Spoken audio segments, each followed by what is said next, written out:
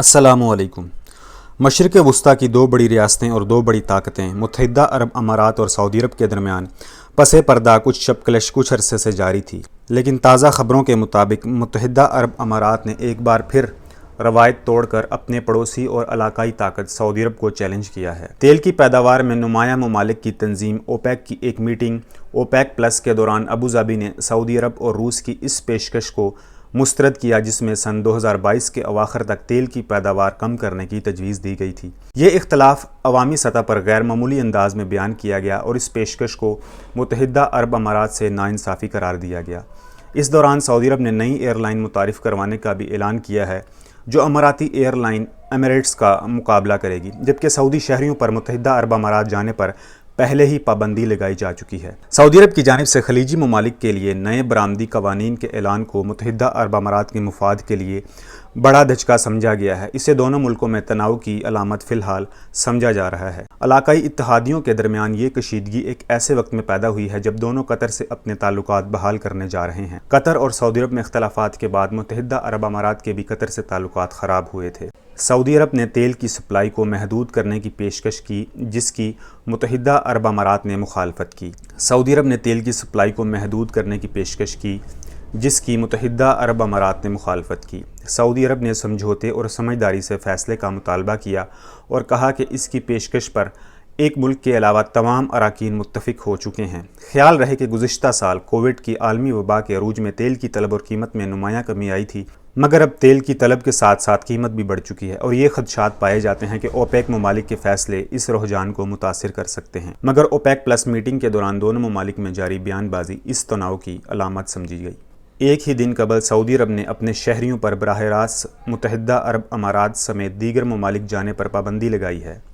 متحدہ عرب امارات وہ واحد خلیجی ملک بن گیا جس پر سعودی عرب نے سفری پابندی لگائی۔ سعودی عرب نے ایک نئی ایئر لائن متعارف کرنے کا بھی منصوبہ بنایا ہے تاکہ تیل کے علاوہ دیگر شعبوں جیسے آمد و رفت کی صنعت میں خود کو منوایا جا سکے۔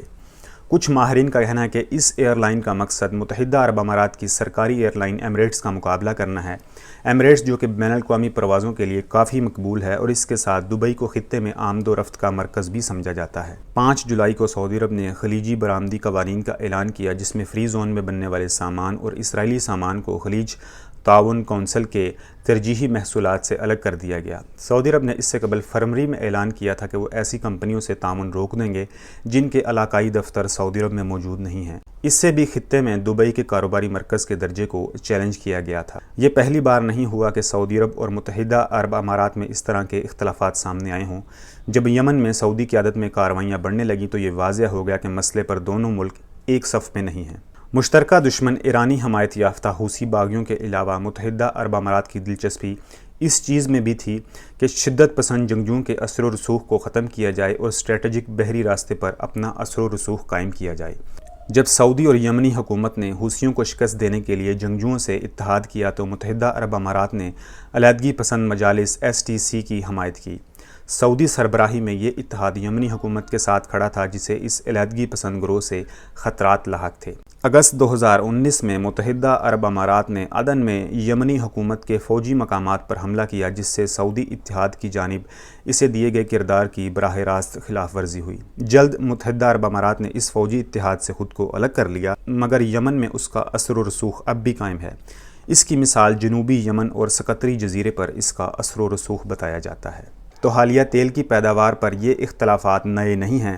اوپیک کے مطابق متحدہ عرب امارات کی ملکی پیداوار کا تیل پر صرف 30% انحصار ہے جبکہ سعودی عرب میں یہ انحصار 50% تک ہے۔ ملکی پیداوار کے اعتبار سے سعودی عرب کافی بڑا ملک ہے مگر متحدہ عرب امارات میں فی کس GDP سعودی عرب سے لگ بھگ دگنی بتائی جاتی ہے۔ مشرق وسطیٰ کی یہ دو بڑی ریاستیں اپنے مستقبل کے حوالے سے کہاں کھڑی ہیں یہ تو وقت ہی بتائے گا۔ اس ویڈیو کا اختتام یہیں تک، اپنا خیال رکھیے گا۔ السلام علیکم ورحمۃ اللہ وبرکاتہ۔